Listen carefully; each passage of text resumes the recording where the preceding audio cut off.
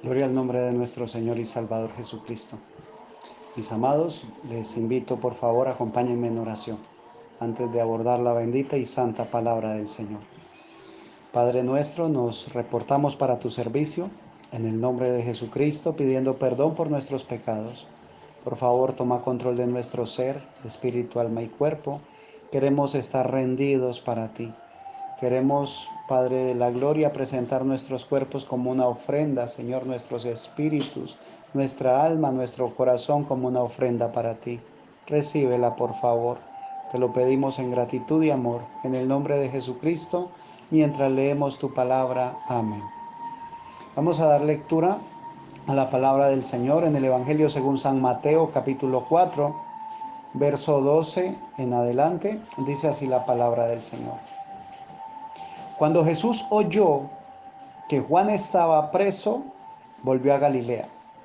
Y dejando a Nazaret, vino y habitó en Capernaum, ciudad marítima, en la región de Zabulón y de Neftalí, para que se cumpliese lo dicho por el profeta Isaías cuando dijo: tierra de Zabulón y tierra de Neftalí, camino del mar al otro lado del Jordán, Galilea de los gentiles.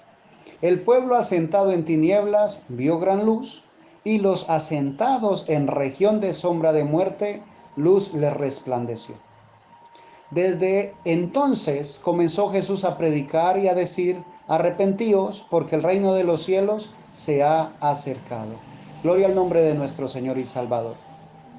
Tenemos aquí una palabra que debería de ser para nosotros en este tiempo, sabiendo nosotros de que es parte de la historia, pero que la palabra no pierde vigencia. La palabra es viva y eficaz y más cortante que toda espada de dos filos. Dice la palabra del Señor que estaba Jesús, ¿sí?, cumpliendo la profecía de la cual había hablado Isaías, en la que decía que el pueblo asentado en tinieblas vio gran luz, y a los asentados en región de sombra de muerte, luz le resplandeció. Entonces nosotros decimos: tremendo, nuestro Señor Jesús es grande, es maravilloso. Entró en un lugar asentado en tinieblas, y ese lugar vio gran luz. Y amén, así fue, claro que sí. Pero dice: y a los asentados en región de sombra de muerte, luz le resplandeció. Entonces decimos alabanzas a nuestro Señor Jesucristo. Y es correcto, hay que alabar su nombre, claro que sí. Pero muchas veces, en nosotros mismos sabemos que la palabra del Señor dice: las obras que yo hago, vosotros también las haréis. Y aún mayores, dice mi Señor Jesús. Entonces nosotros en ocasiones ignoramos, ¿sí?, pero por nuestra propia decisión, voluntariamente ignoramos que la palabra nos está hablando no de algo que ocurrió solamente, sino de algo que ocurrirá. Nos está hablando de cosas que ya pasaron, pero también de cosas que deben ocurrir. A veces, voluntariamente ignoramos que nos está hablando a nosotros personalmente. Y usted dirá: hermano, pero ahí está hablando de Zabulón, de Neftalí, de una tierra sentada en un mar. O sea, nosotros no vivimos en el mar, no vivimos en las costas. Geográficamente no. Pero vamos a continuar leyendo la palabra del Señor para hacernos una idea más amplia y más precisa de lo que mi Señor Jesús estaba hablando. Desde entonces, voy a leer desde el verso 17, San Mateo capítulo 4. Desde entonces comenzó Jesús a predicar y a decir: arrepentíos, porque el reino de los cielos se ha acercado. Andando Jesús junto al mar de Galilea, vio a dos hermanos, Simón llamado Pedro y Andrés su hermano, que echaban la red en el mar porque eran pescadores. Hasta allí todo en orden, sí, hasta allí está hablando de cosas geográficas, cosas físicas. Estaba él a la orilla del mar físico, geográfico, y se encuentra con personas que son pescadores, o sea, era su labor. su oficio, su profesión. Dice la palabra: andando Jesús junto al mar de Galilea, vio a dos hermanos, Simón llamado Pedro y Andrés su hermano, que echaban la red en el mar porque eran pescadores. Y les dijo: venid en pos de mí y os haré pescadores de hombres. Mis amados, ahí es donde entramos tú y yo, a esa gran comisión, a esa invitación tan maravillosa que nuestro Señor y Salvador Jesucristo nos ha hecho. Allí es donde entramos nosotros. ¿Por qué? Porque ellos tenían de profesión, su profesión era pescar, ¿sí? Ir al mar, subirse en una barca y pescar. Pero el Señor dice: y les dijo: venid en pos de mí y os haré pescadores de hombres. Y es la invitación que nuestro Señor y Salvador Jesucristo nos ha venido haciendo durante todos estos años. Desde el preciso momento en el cual tú decidiste aceptar a Jesucristo en tu corazón, desde el preciso momento en que le abriste tu corazón al Rey de Reyes y Señor de Señores, para que viviera, para que sanara tu vida, para que habitara en tu corazón, para que se enseñoreara de ti, desde ese preciso momento el Señor te extendió la invitación y te dijo: venid en pos de mí. Porque es que a veces ocurre que en nuestra aflicción le abrimos el corazón a nuestro Señor y le decimos: Padre, sáname por favor. Oh, tú eres mi sanador y te acepto como mi sanador. Y en nuestra aflicción el Señor sana nuestro corazón. Y eso es hermoso, claro que sí. Sé de lo que te estoy hablando. Él lo hizo conmigo, Él sanó mi corazón. Y a veces de pronto en nuestra necesidad clamamos y decimos: oh Señor, tú eres mi proveedor. Y el Señor es nuestro proveedor. Él lo ha sido, es y seguirá siendo nuestro proveedor. Y eso es amén. Nos vemos angustiados, nos vemos desesperados, nos vemos perdidos y clamamos y decimos: oh Jesús, sé nuestro Salvador. Y aleluya, Él es nuestro Salvador. Pero Él quiere ser más que eso. Él quiere ser nuestro Señor. Quiere ser el que gobierna en nuestras vidas. Y más de eso, dice Él: venid en pos de mí. Y para seguirle a Él se requiere, es menester, es necesario tomar nuestra cruz y seguirle. No se le puede seguir así nomás. Hay que dejarlo todo para seguir a Jesús. Dice la palabra en el verso 20: ellos entonces, sí, después de la oferta, y Él les dijo en el verso 19: venid en pos de mí y os haré pescadores de hombres. Ellos entonces, dejando al instante las redes, le siguieron. Dejando al instante, ¿ves? Hay que dejar las cosas que sabemos que debemos dejar, porque el Señor día a día, servicio a servicio, cada vez que leemos su palabra, el Señor nos dice lo que debemos dejar. Y os haré pescadores de hombres. ¿Saben lo que me llama la atención? El oficio que Dios menciona para hacernos un llamado a ti y a mí. Resulta que humanamente, si nosotros hablamos acerca de la profesión de la pesca, dice que para ser pescador, un buen pescador, o para hacer bien el oficio, se necesita primero sentirse bien, sentirse a gusto trabajando en el mar en todo tipo de condiciones climáticas. Se necesita sentirse a gusto trabajando. Si tú no te sientes a gusto ejecutando, trayendo a cumplimiento la comisión del Señor, entonces es difícil que lo hagas como se debe hacer. Se requiere, además de eso, una aptitud física, porque el trabajo requiere esfuerzo. Ojo, estamos hablando del trabajo físico de pescar, ¿sí? Se requiere una buena vista. Se requieren excelentes aptitudes para el trabajo en equipo. Se requiere de capacidad de actuar por sí mismo y con rapidez en momentos de emergencia. Se requiere una actitud responsable. Se requiere ganas de aprender y de enseñar. Se requiere de paciencia, de humildad, de compromiso, de observación. Esos son los requisitos que se necesitan o los requisitos que necesitaría yo si quisiera ser un pescador, ¿sí? Dedicarme a la pesca. Y el Señor no tomó esta profesión sin fundamentos. Él cada cosa que hizo lo hizo bien fundamentado, ¿sí? Él sabía lo que se requería para ser un pescador. De hecho, él sabía con quién estaba hablando en ese momento. Él estaba hablando con Simón y con Andrés, dos pescadores. Llama la atención y es curioso que dice en el verso siguiente, en el verso 21, pasando de allí, vio a otros dos hermanos, Jacobo, hijo de Zebedeo, y Juan su hermano, en la barca con Zebedeo su padre, que remendaban sus redes, y los llamó. Y ellos, dejando al instante la barca y a su padre, le siguieron.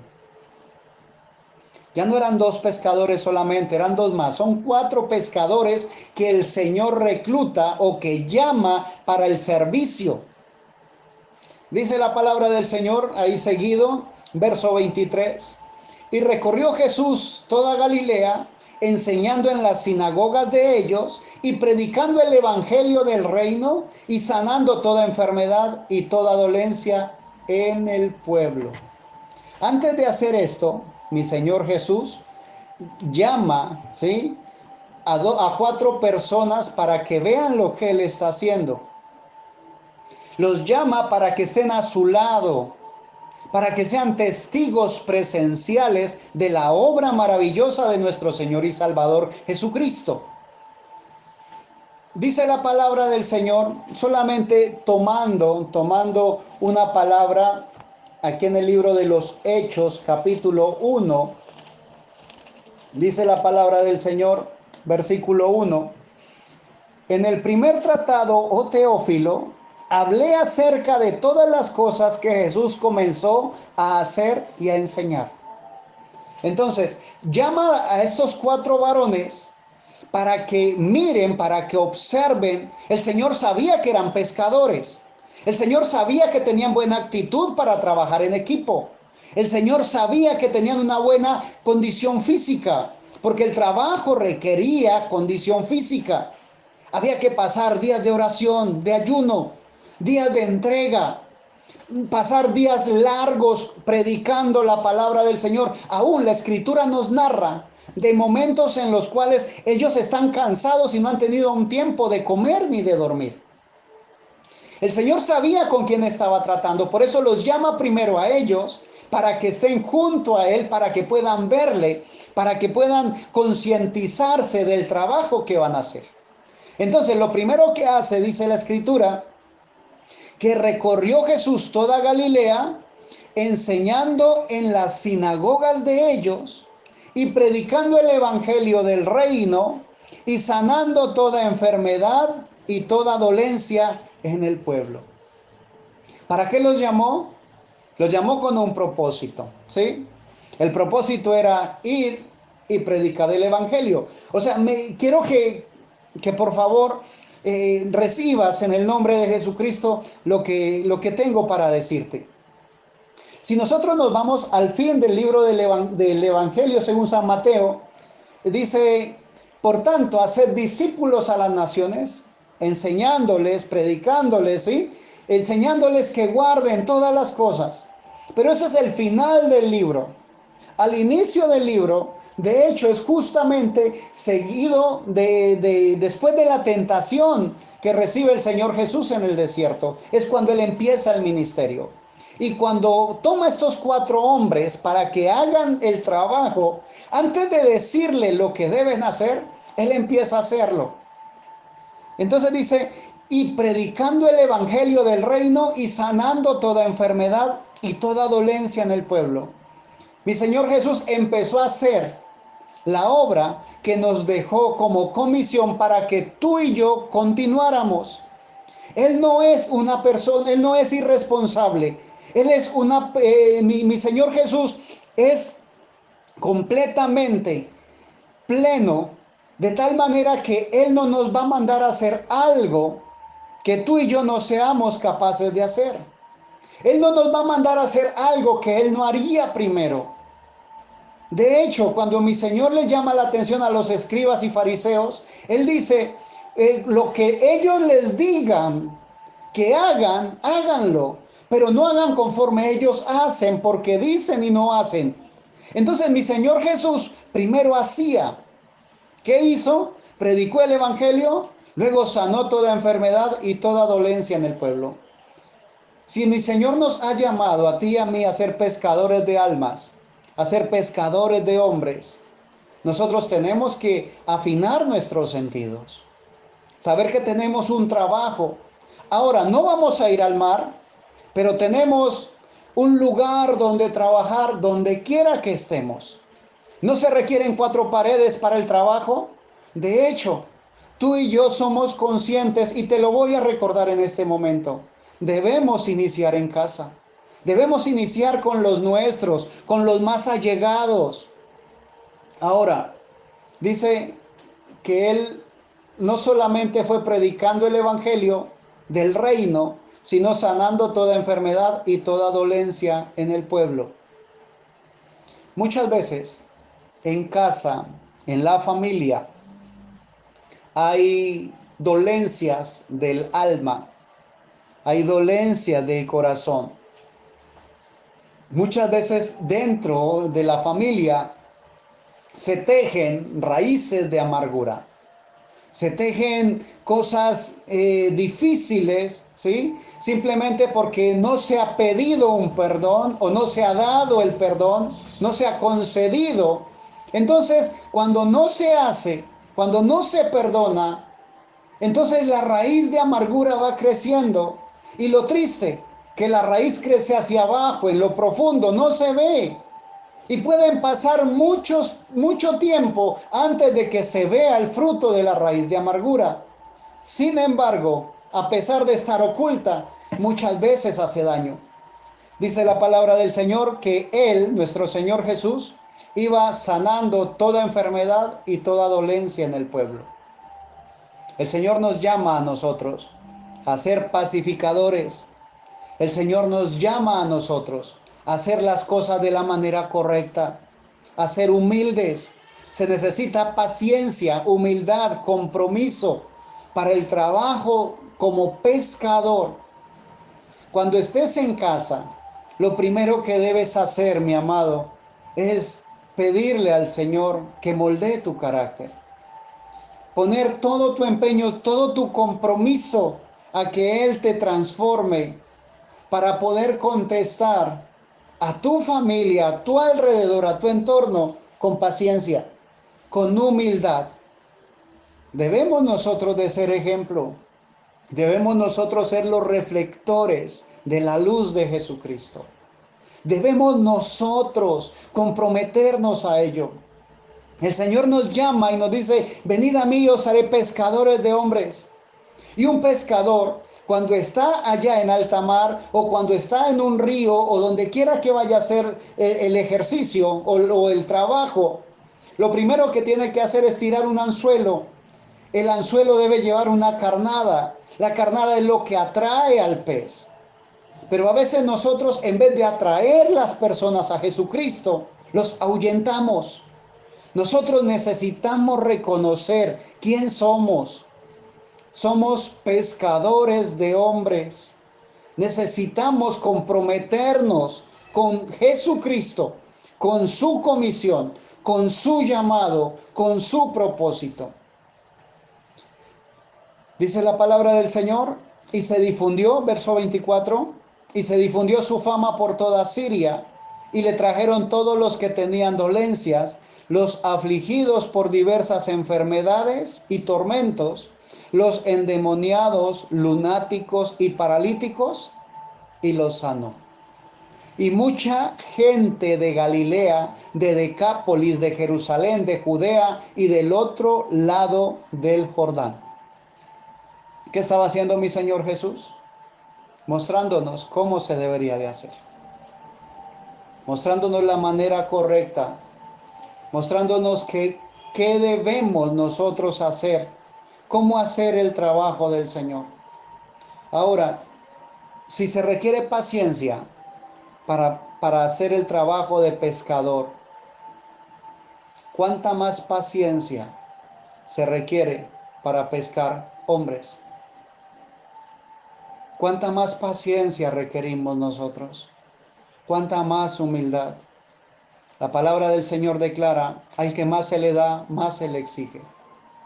Si tú has tenido el privilegio de recibir de parte de Dios de manera gratuita la gracia, el perdón, la salvación, escrito está, de gracia recibiste, dad de gracia.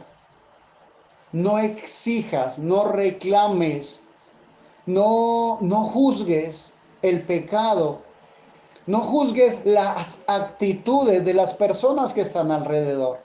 Simplemente atráelas a Jesucristo, porque escrito está, el único que convence al mundo o al hombre de pecado es el Espíritu Santo de Dios.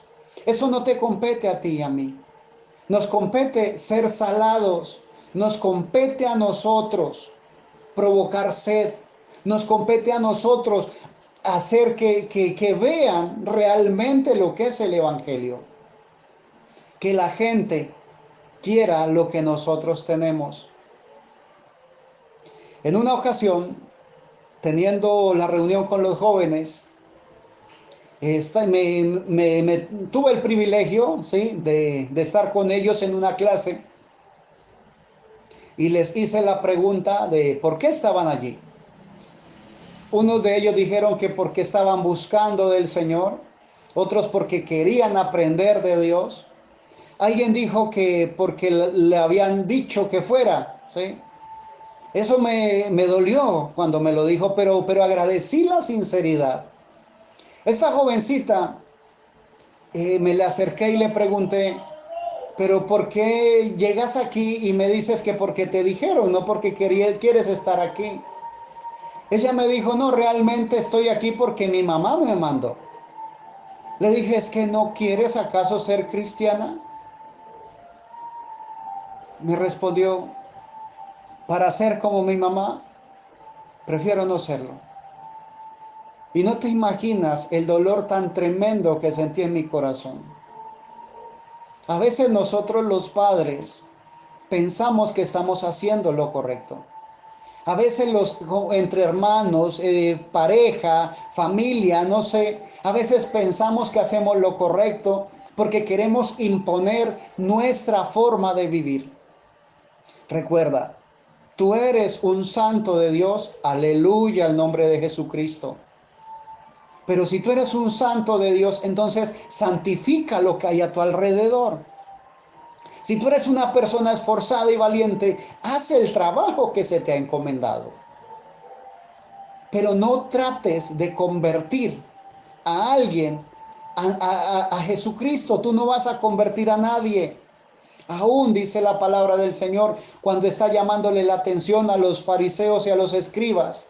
Les dice que ellos recorren mucho terreno para ser un prosélito, un convertido. Y cuando lo hacen, lo vuelven un convertido a su religión, lo hacen 2 veces más hijo del infierno de lo que era antes. Así que no nos compete a nosotros cambiar a las personas. Nos compete hacer que ellos reconozcan, ¿sí?, que el Evangelio de nuestro Señor Jesucristo es lo más glorioso que puede haber.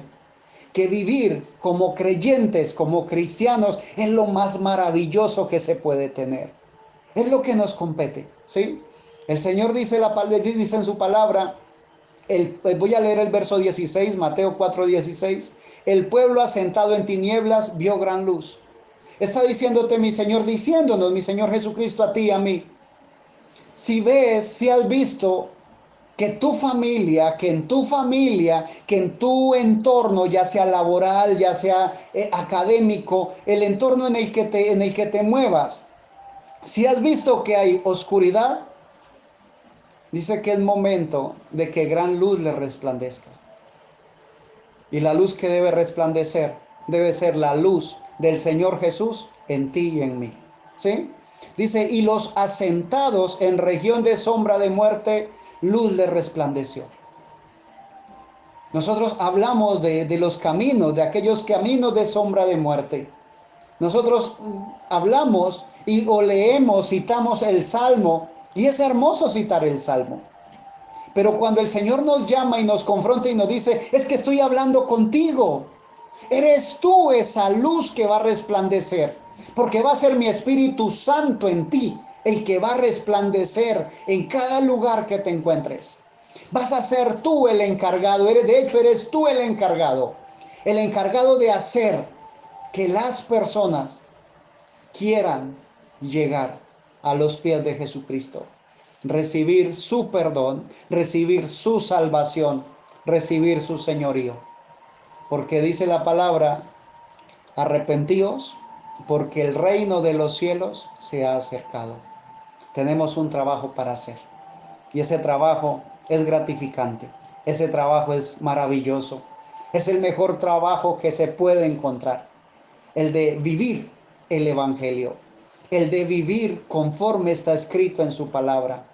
Es hermoso poder vivir de una manera transparente, es hermoso poder vivir de una manera como lo hizo mi Señor Jesús, primero mostrando y luego enseñando. Hay trabajo que hacer. Vamos a orar, por favor. Padre nuestro, muy agradecidos contigo, Señor. Gracias por la obra que nos encomendaste, Señor.